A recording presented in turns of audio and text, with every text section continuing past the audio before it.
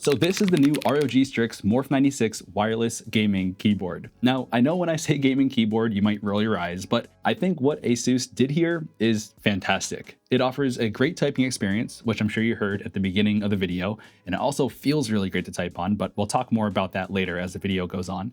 The thing I really want to talk about is the form factor. This thing has a numpad on the side, but you can see that it's still nice and compact. In fact, if we take it and compare it to a 75% keyboard. This is the ROG Azoth, which is awesome, by the way, but we're not here to talk about it. We're here to talk about the Morph 96 wireless.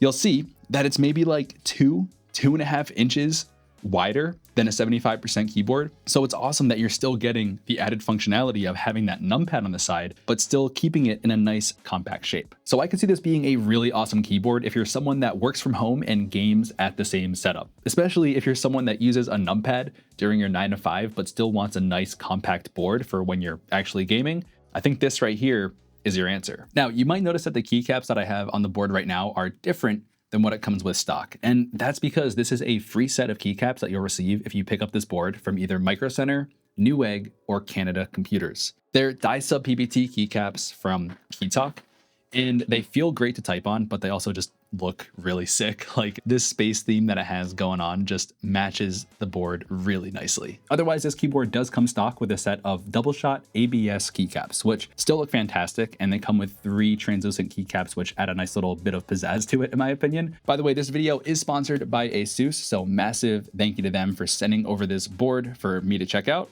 And with that being said, let's get into it. In the box, the Morph 96 comes neatly packaged inside of a cloth pouch. Behind it, you'll also find a keycap and switch puller, 3 ROG themed translucent keycaps, which I'm personally a big fan of and would absolutely swap them out immediately with the ones that come on the board. I just think they look really sweet. It also comes with a control keycap to replace the Copilot keycap that comes on the board. Thank you, ASUS, for including that. Then we have a USB-C to USB-A cable and a USB extender that you can use to plug the ROG Omni receiver into, and then clip that onto your mouse pad for the lowest latency possible. They also included a Torx wrench to take the board apart, which I'll do in this video, and lastly, some stickers as well as some documentation. So the Morph 96 can connect to your computer over 3 different methods. It actually features tri-mode connectivity. So that includes Bluetooth, wired, or 2.4 gigahertz. Now, when you use 2.4 gigahertz, you're going to be making use of this little dongle here, which is neatly stored in the back. And this is an ROG Omni receiver. So if you have a compatible mouse, like the ROG Keras 2 Ace,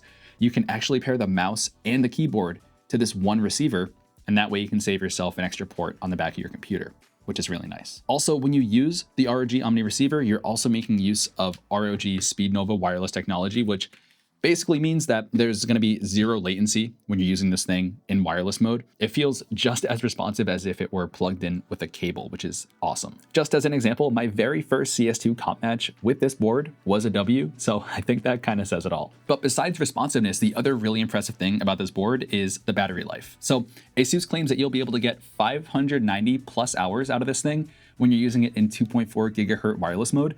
Of course, that's with RGB off. If you turn RGB on, you're gonna see 100 plus hours worth of gameplay, which honestly is still respectable.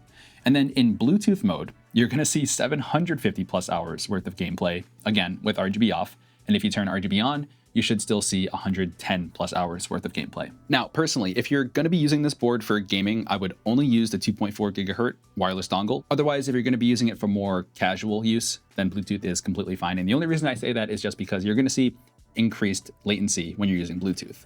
But the cool thing is, when you do use Bluetooth, you can actually connect up to 3 devices at once, and then you can switch between them on the fly just by pressing FN and then 8, 9, or 0 for devices 1, 2, and 3 respectively. By the way, by default, the keyboard comes in Windows mode, but if you hold FN and tab for 1 second, it's gonna put it into Mac mode, and then your function keys will turn into those Mac OS shortcuts. One of my favorite things about this board though is what we have going on the side here. So it's not the RGB logo, although I'll be the first to admit it does look really sick, but it's actually this little wheel that we have right here at the top left. So normally with keyboards, if they have wheels, they're gonna be found at the top right. I feel like for like a majority of keyboards, but because this keyboard has the wheel at the top left, this allows you to be able to interact with it without ever taking your hand off of your mouse. So let's say you're in the middle of a firefight and you want to adjust your volume really quickly.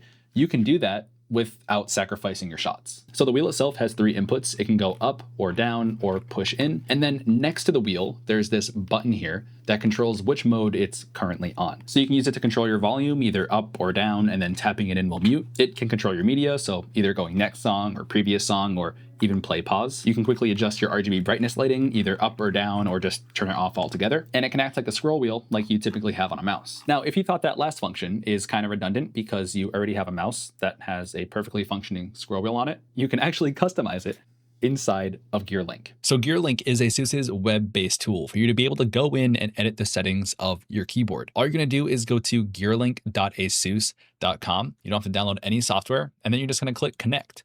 It's going to find your keyboard receiver right here. You can do this wirelessly, by the way. You don't have to be plugged in. And then you can click connect right here. You'll see your keyboard pop up. Over here on the left side is where you can add your mouse if it is Omni Receiver compatible.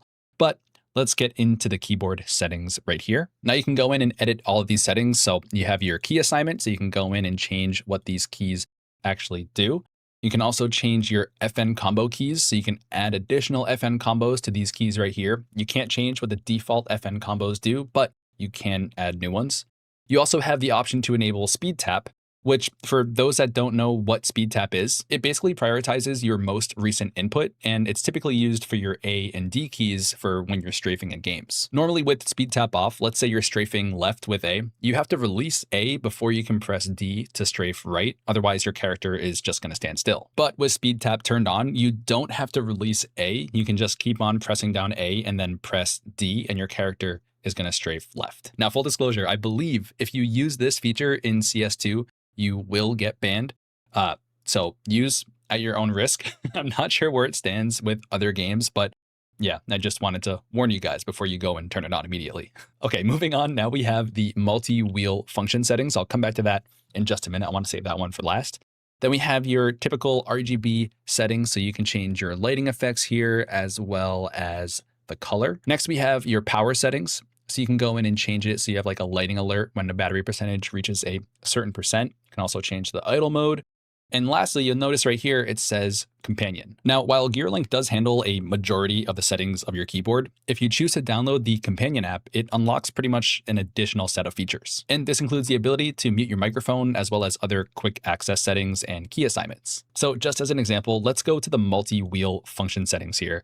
And let's say we want to change a scroll function to a macro. If you want to do that, you can see the little pop-up here. It says you have to activate the companion to set up this feature. It's a really lightweight download, and now that I have it installed, I can go back here to the scroll wheel functionality, and you can see that macro is no longer grayed out. So I'm going to select that, and then from this drop-down, you can choose one of the preset macros that you configure. That's going to be up here in the top right. You're going to click that macro tab, and now you can go in and record whatever you want that macro to be. So that's completely up to you. So besides for the companion app, which again is completely optional, I think that it's awesome that we're able to just go to a website to be able to edit the settings of our keyboard and not have to rely on an additional app like Armory Crate, for example. So I think that this is an awesome step moving forward. So I took all the keycaps off the board so you can get a nice good look at the switches that it comes with. So these are the new ROG Snow V2 mechanical switches.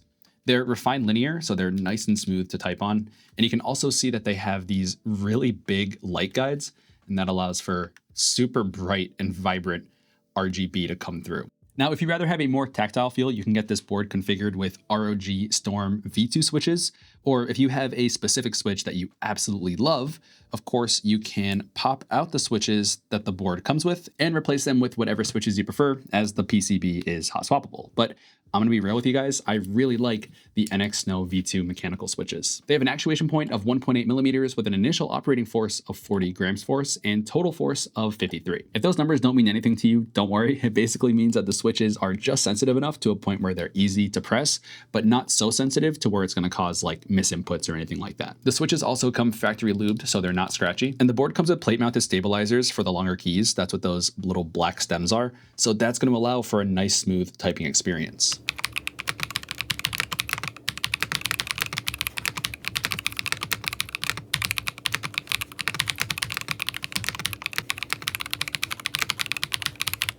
Of course, the sound and typing experience of the keyboard isn't just because of the switches, but also because what's actually inside of the keyboard itself. So Let's crack this thing open. Now, ASUS made this keyboard super easy to take apart. You can actually do it without flipping the keyboard over. There's 5 Torx screws, 3 on the top and 2 on the bottom. And then after you take those out, all you have to do is lift the aluminum top plate off. Then you can swing up the PCB and unclip this ribbon cable here, just being super careful. And now you can see that there's a silicone pad under it, which further absorbs echoes and reduces vibrations as you type. Now, I'm not going to completely take this apart. I think you kind of get the gist of it, but between the PCB and the actual positioning plate, which is this translucent piece of plastic, there's a layer of silicone foam.